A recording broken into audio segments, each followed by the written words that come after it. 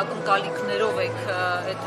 միասնությունը կազմել եւ առհասարակ ընտրություններից դուք ինչ ակնկալիք ունեք, ինչ սպասումներ կան այս ընտրություններին, հաշվի առնելով որ 21-ի ընտրություններից հետո ընդդիմությունը պատրաստ աշտակի առջև կանգնեց, հիմա կարող է կրկնվել նույն իրավիճակը եւ դեժավյու ապրել։ Նախ ողջունում եմ ձեզ բոլորիդ մեր այս միջոցառմանը, սա շատ կարևոր միջոցառում է մեզ համար, ըստ էության մեր հանրային մեկնարկն ենք տալիս եւ մենք Շան դաշինքը եւ միասնության թևերը համագործակցության հուշագիր ստորագրել են դեռևս նախորդ տարվանից, միտված լինելով գնալ ընտրությունների եւ այսօր կարելի ասել նաեւ ազդարելու ենք այդ փուլը։ Եվ այո, մենք նպատակ ունենք իրապես տանալ միասնության թևերը, միասնության գաղափարը եւ փորձենք հենց այդ բեկումը մտցնել, ինչը չի եղել 21 թվականին եւ հույս ունենք, որ 2031 թվականին լրագրողները չեն խոսի այդ ուժերի հետ ու ասելով, որ 26 թվականի ուժերը կոտրած տաշտակի առաջ մնացին։ Մենք ամեն ինչ անելու ենք, որպեսզի չկրկնվի 21 թվականի սցենարը։ Պետք է նաև նշեմ, որ ցավոք ամեն ինչ չի, որ մեզնով է միայն պայմանավորված, քաղաքական դաշտում վերադասավորված կամ դասավորված ուժերը պետք է ունենան այդ գիտակցությունը եւ երբ լինի համընդհանուր գիտակցություն, որ պետք է թույլ չտալ 21 թվականի կրկնողությունը, վստահաբար հաջողություններ լինելու են։ Տեսեք Շահեն, երբ որ ընդդիմությունը խոսում է ընտրությունների մասին, շատ հաճախ իրենք էլ խոստովանում են, որ որևիցե մի ընդդիմադիր ուժին հնարավոր չի միանձնա դառնալ իշխանություն, իշխանությունն էլ ասում է, որ ամեն դեպքում ինքը բացարձակ մեծամասնության է գնում, սահմանադրական մեծամասնության եւ ներկայացնում է, որ ընդդիմադիրների միավորումը հետընտրական վատ բան է, ասում են ամեն ձև կանխելու են Գյումրի երկու սցենարը եւ այլն։ Դուք ինչպես եք վերաբերում այս հանգամանքին, եթե հնարավոր չլինի ձեր քաղաքական միավորմանը բացարձակ մեծամասնության գնալ, պատրաստ եք ձեր ձայներով վարչապետ ապահովել այն ընդդիմադիր ուժին, ով ամենաշատ ձայները կհավաքի։ Մենք գնում ենք հնարավոր ամենաբարձր ցուցանիշներ ունենալու, տոկոսները հավաքելու եւ ժողովուրդը որոշի, որ ուժերը որտեղ պետք է լինեն պարլամենտում, պարլամենտից դուրս, թե կառավարական սենյակներում Եվ այդ ժամանակ նոր մենք արդեն խոսենք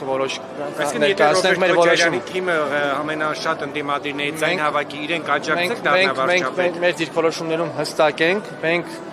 ոչ մի կերպ չենք ուզում ոչ ներկայի պահպանումը եւ ոչ անցյալի վերադարձը։ Մենք արդեն հոգնել ենք այդ փակ շղթայից, մենք պետք է դուրս գանք եւ այո, հայ ժողովուրդը ունի այն ներուժը ապագային միտված ուժերին ընտրելու եւ տեղափոխելու թե պարլամենտ եւ թե կառավարություն Եվ այս հարցերը բնականաբար հստակ են մեր մոտ ոչ անցյալին եւ ոչ ներկային ու դա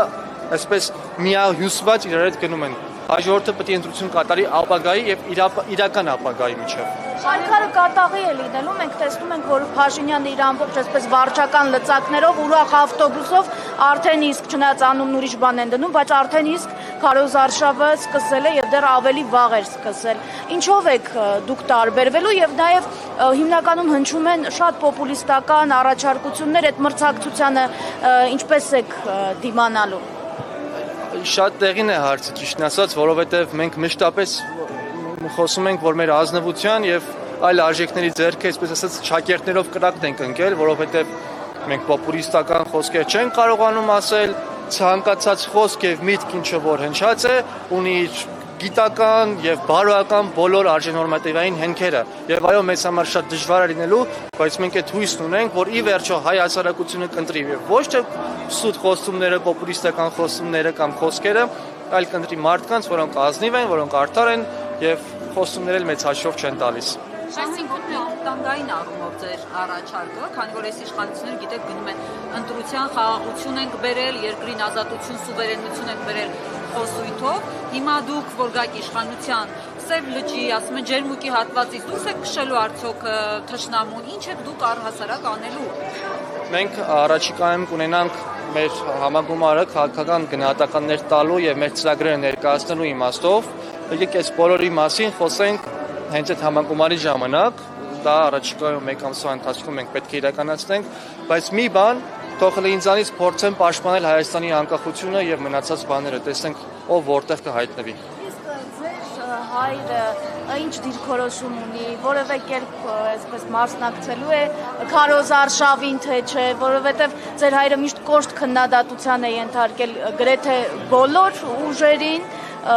ընդհանրապես ինչ մասնակցություն է ունենալու։ այդ մասնակցության ձևաչափի մասին նույնպես խոսենք առաջիկայում, շնորհակալ եմ շատ։ Ձեր խոսքից ճիշտ ենք հասկանում, որ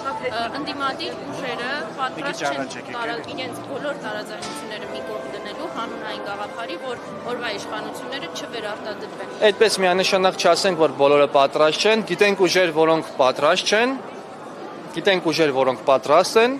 գիտենք ուժեր, ովքեր որ պատրաստ չեն եւ գնում են ինքնուրույն մասնակցության վտանգելով եւ դառնալով հնարավորություն է ձեն փոշիացման իմաստով, եւ տեսել ենք ուժեր, ովքեր որ դաշինք չեն ձևավորել եւ հայտարարել են, որ չեն մասնակցելու ընտրություններին։ Այսինքն ընդդիմադիր դաշտը միատար չի, միասեղ չի, տարբեր այսպես բլոկավորումներ գոյություն ունեն եւ հույս ունեմ, որ ի վերջո կհաղթի այն տրամաբանությունը եւ այն ազնիվ մղումները